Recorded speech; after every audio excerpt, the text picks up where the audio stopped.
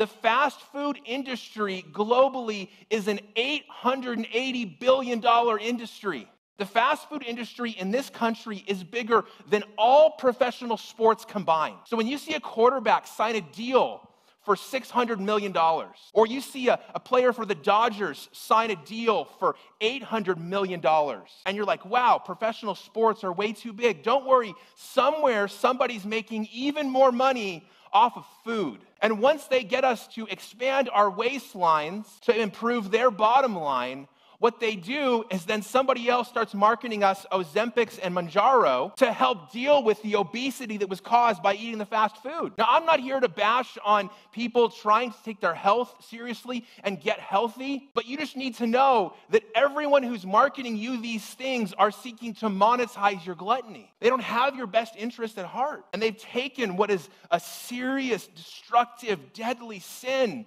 and they've glorified it and they've monetized it so that you stay stuck.